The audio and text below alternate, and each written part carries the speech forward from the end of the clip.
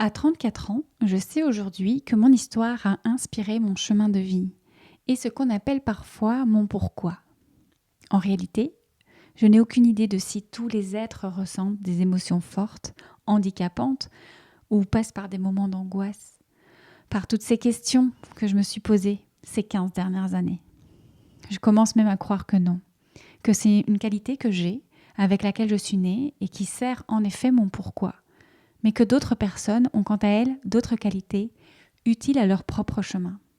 Aujourd'hui, j'accepte donc mes émotions à la fois comme des guides et à la fois comme une raison d'être et de créer. Ce dont je suis sûre en revanche, c'est que notre chemin à tous est de retrouver notre lumière, notre état de flow, notre divinité, notre connexion au divin, à la vie, à Dieu, et reconnaître que nous sommes une part de cette divinité. C'est ma croyance.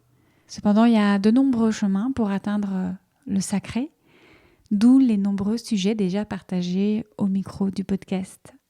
Je parlerai donc ici évidemment de mon histoire, de mon chemin, et j'invite ceux qui s'y reconnaîtront, ainsi que ceux qui vivent et ressentent cela différemment, à me partager comment c'est pour vous, afin qu'on se reconnaisse l'un et l'autre dans cette belle communauté. Me concernant, la spiritualité est au centre de mon être, un chemin qui a débuté réellement il y a quelques années. Et aujourd'hui, sans croire que je suis arrivée au bout, ni même penser que je n'ai plus rien à apprendre, à comprendre et à guérir, je suis à un point de mon chemin où la sérénité et la lumière sont la plupart du temps bien plus vibrantes que la noirceur de l'ombre. Dans ce nouvel épisode en solo, je désire témoigner aujourd'hui de mon expérience de libération, de l'émancipation que je vis et que je ressens, de la transmutation émotionnelle et structurelle jusqu'à la transformation de mon être.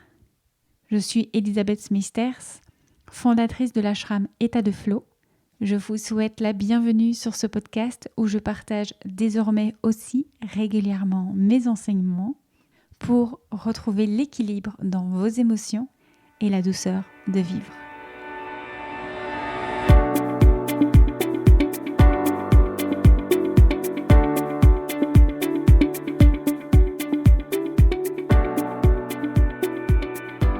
Je ne crois pas que mon chemin soit de me libérer totalement des choses matérielles et de la vie contemporaine. Je ne me prépare pas à une vie de renoncement. Je crois cependant que mon chemin est de vivre en harmonie avec le vivant, incluant le mouvement, la fluidité, l'amour, la nature. Et en tournant mon regard vers l'intérieur, je peux alors voir mes blessures et les réponses à mes questionnements. Je peux voir le chemin de guérison et le chemin vers Dieu, vers ma propre divinité, non pas pour me retrancher, mais pour pouvoir ensuite vivre l'expérience humaine avec les autres et le monde, avec fluidité, aisance et confort. Ce n'est donc pas un chemin d'isolement, mais bien un chemin de connaissance de soi pour connaître Dieu, ma divinité, pour reconnaître Dieu comme une partie de moi, Dieu que je ne personnifie pas. Aussi, j'ai pris le temps et l'espace ces derniers mois pour reconnaître et libérer plus encore mon essence, afin d'acquérir davantage de fluidité et d'harmonie entre mon être et mon faire. C'est comique d'être témoin de synchronicité et de constater que, aussitôt que vous avez pris conscience du processus engagé, la vie vous aide à voir autour de vous ce que vous vivez à l'intérieur. Alors que j'avais déjà bien entamé l'élaboration de cet épisode de podcast, j'ai découvert la newsletter audio de Cristal Turcan que j'ai écoutée d'une traite un samedi soir, tant elle met des mots sur à peu près toutes les prises de conscience que je traversais à ce moment-là. C'est un sentiment assez euphorique. Je vous laisse aller écouter bien sûr Cristal si ça vous intéresse. Je vous mets le lien dans les commentaires de l'épisode. Quant à moi, j'ai enchaîné par le court-métrage d'Anne Uriot, réalisé justement par Cristal Turcan. Anne y partage l'idée de pouvoir à un moment donné tourner la page pour un reboot initial, un redémarrage. Elle dit ceci: à un moment donné, il faut sortir de ce qui nous a amenés à être qui nous sommes aujourd'hui. Sinon, nous passons notre vie à maintenir cette souffrance, ce personal branding, ce storytelling autour de celle-ci. Or, nous ne sommes pas juste ça. À un moment donné, il faut savoir passer à autre chose. Et dans le même temps, Céline Bourra, que j'avais d'ailleurs reçue ici dans l'épisode 8 du podcast, a rappelé dans un partage sur LinkedIn le principe du tipping point, le point de bascule qui marque le franchissement irréversible d'un seuil de tolérance dans notre vie. Et ce point vous amène à reconsidérer et repositionner la totalité de votre programme intérieur. C'est cette mise à jour que je vis en ce moment, depuis plusieurs semaines déjà, ce point de bascule où ce n'est plus possible pour moi de faire un pas de plus sans nettoyer mes croyances et mes souvenirs émotionnels. Comme si je ne pouvais plus supporter de cailloux dans ma chaussure. Et au moment où j'enregistre cet épisode, alors que je suis enfin prête à en témoigner, je fais l'expérience d'une légèreté retrouvée.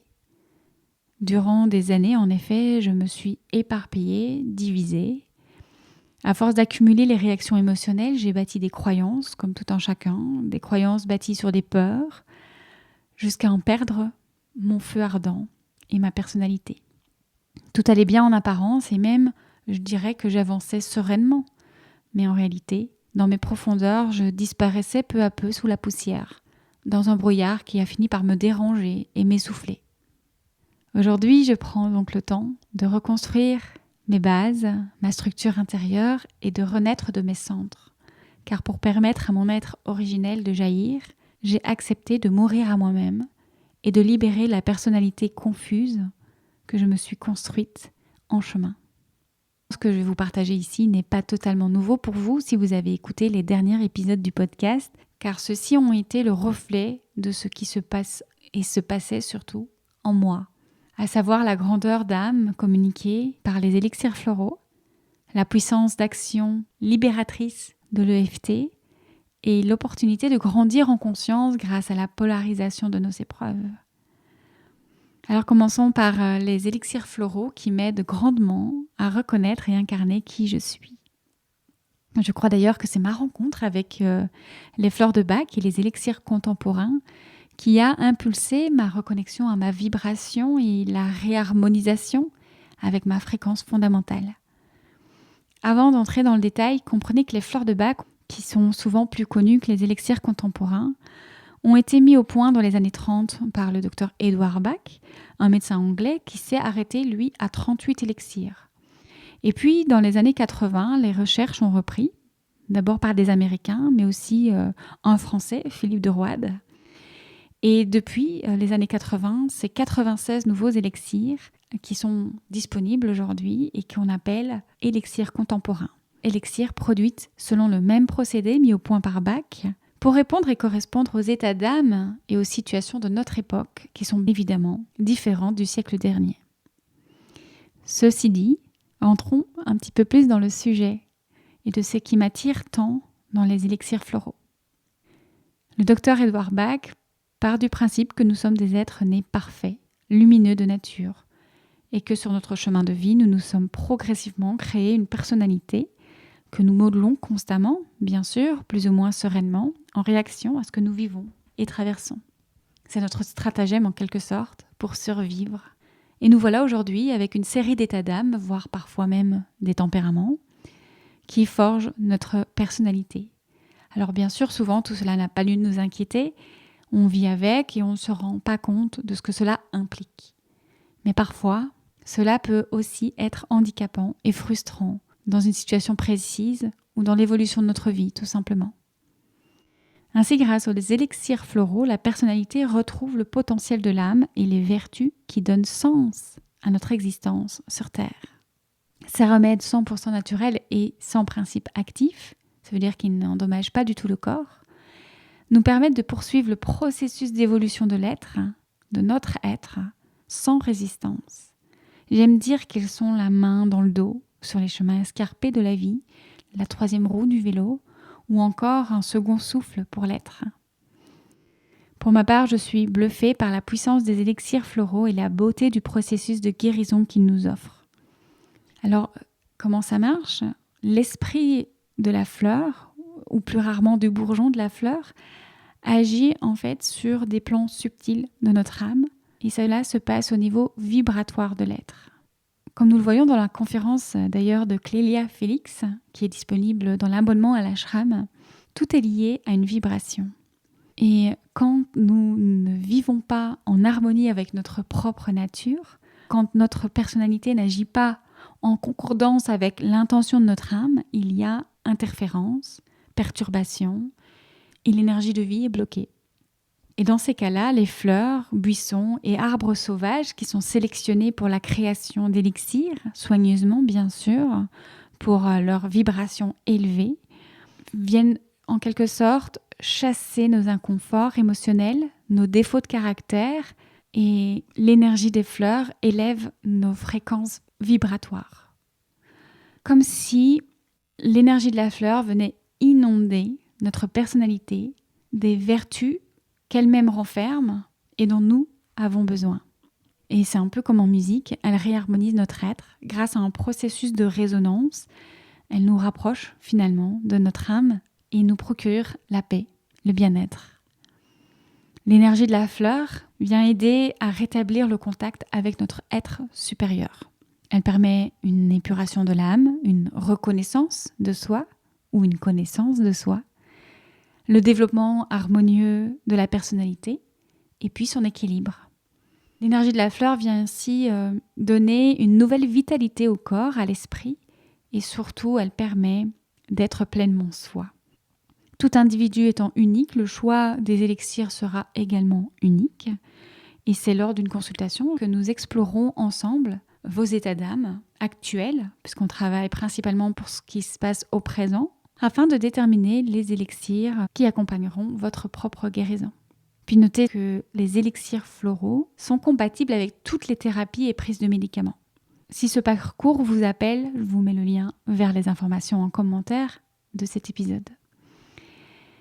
En parallèle des élixirs floraux, qui pour moi sont un accélérateur finalement de tout le travail que je peux faire à côté, j'effectue également un travail de nettoyage avec l'EFT, qui est une technique de libération émotionnelle et dont on a parlé ensemble avec Jannick Porchet, qui est praticienne en EFT, dans l'épisode 36.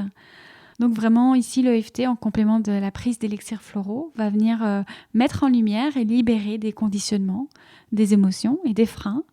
Mon évolution pour ce cas-ci, mais notre évolution en général et notre état de flow. Là aussi, une fois les doigts dans l'engrenage et le sentiment de renouveau expérimenté, eh bien, j'ai atteint un point de non-retour. J'ai réalisé que porter tous ces sacs émotionnels était devenu trop lourd et que je ne désirais qu'une chose, retrouver un cœur et un esprit léger. Je ne peux que vous inviter à découvrir par vous-même l'incroyable puissance de l'EFT. Vous avez l'épisode du podcast dont je vous mets évidemment le lien en commentaire. Et vous pourrez découvrir et comprendre davantage le fonctionnement de cette thérapie. Et si vous avez envie de faire un travail en profondeur et d'accélérer le processus, encore une fois, les élixirs floraux viendront faire cet appui, ce soutien merveilleux. Et dans l'épisode 37, j'ai eu l'occasion de discuter avec Charlotte de Silgui d'un sujet magnifique.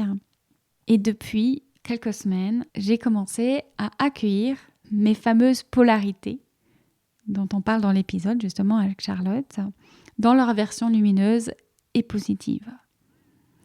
Ce que je considérais avant comme une ombre à mon tableau devient aujourd'hui une opportunité de découvrir mes talents et ma valeur ajoutée. Dans le même temps, une occasion également de m'affirmer, c'est-à-dire d'être. Aujourd'hui, je bâtis mon présent sur cette idée forte que mes blessures et mes résistances sont en fait des opportunités de grandir en conscience, de comprendre qui je suis, et je m'appuie dessus pour révéler mon essence. Alors que ce soit les élixirs floraux, l'EFT, la polarisation de mes blessures et de mes résistances dans leur version positive et lumineuse, tout cela est un parcours, un chemin, une expérience, et j'apprivoise à peine cette nouvelle énergie. Et le processus est toujours en cours. Je cherche, je tâtonne, j'incarne, je suis, mais surtout je bouge avec le mouvement qui se présente, avec, je l'espère, le moins de résistance et le plus d'abandon possible. J'apprends en fait à obéir et à faire confiance à mon âme, à m'ajuster à ma vibration et à ma fréquence fondamentale. Je me relie à ce qui était là à l'origine et qui ne demande qu'à s'exprimer. C'est mon témoignage aujourd'hui, de cette expérience-là, de ce parcours-là. Le parcours n'est jamais terminé, on trouve des points de bascule, de non-retour, des plateaux où on peut évidemment respirer, se reposer avant de continuer le chemin. Et si j'avais un message à vous transmettre aujourd'hui, ce serait celui-ci. Acceptons de nous réinventer, de passer à autre chose et de repositionner la totalité de notre programme intérieur. Cessons d'étouffer et de restreindre notre âme. Elle est de notre côté et elle nous indique nos potentiels, le chemin à emprunter pour vivre l'état de flow. Soyons également conscients que avec ou sans notre consentement, notre âme continuera de frapper à la porte et de vouloir s'exprimer et se réaliser. Alors tant qu'à faire, participons à son œuvre. Je vous souhaite une belle journée et je vous dis à très bientôt pour un nouvel épisode.